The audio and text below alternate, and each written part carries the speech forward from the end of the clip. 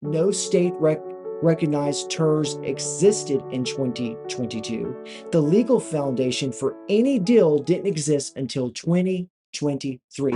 And yet, for bringing this up, or for presenting a packet to our city council, for pointing out red flags, look what's happened to me. You know, this isn't a misunderstanding. It's a misrepresentation, plain and simple. And when I have published work backed by documentation, councilmen, I get lambasted. And the lawsuit I'm facing isn't about protecting truth. It's about silencing scrutiny. But I don't scare easy, because I know what's at stake. This isn't just about our town, Palacios. It's not about just this town. This is happening in small towns across this nation. Developers pitch projects, cities overpromise, state agencies lag behind or turn the other way, and when someone asks questions like I have and other people have, they get taken to court. But here's the thing. I'm not backing down. It's not going to happen. Because this isn't just about one issue with a developer. It's about the right to document, the right to question, and the right to demand transparency. This is about civic integrity and civic duty. It's about constitutional discipline. And it's about the people's right to know. You deserve to know. Anyone deserves to know. You don't have to just live here, but you deserve to know. Let me read you a few more lines from emails. We are not authorized to proceed, this is a quote, until the zone is certified.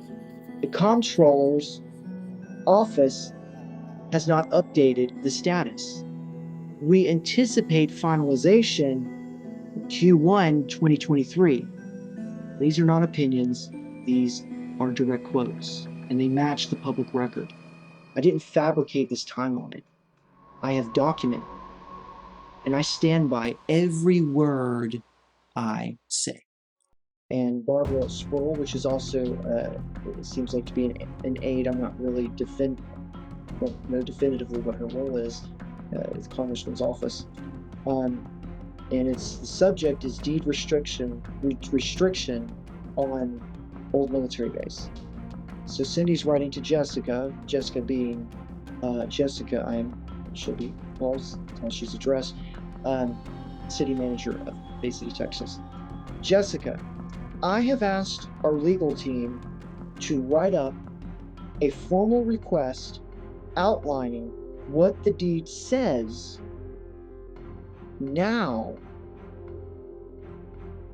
and what we want it to say instead. I am still waiting for their work to be complete. I don't know of anything else. This is the teaser for the Tirz files. Stay tuned for the upcoming episode on the Palacios Paradox here at the Wolfe Digital Tribe. Podcast legal disclaimer and whistleblower notice. The views and opinions expressed in this podcast are those of the host and are presented for the purpose of public interest, civic accountability, and lawful discourse.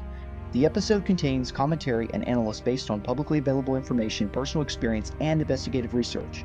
All reference to communication, including emails involving Congressman Troy Nehls' office and Sal Holdings, are disclosed in good faith and with the intent to inform the public on matters of substantial concern. The host is a credentialed journalist and investigative analyst operating under protections afforded by the First Amendment of the U.S. Constitution, Texas Constitution, Article 1, Section 8, and relevant statutes include the Texas Civil Practice and Remedies Code, Texas Citizens Participation Act, protecting against strategic lawsuits aimed at chilling free speech and public participation.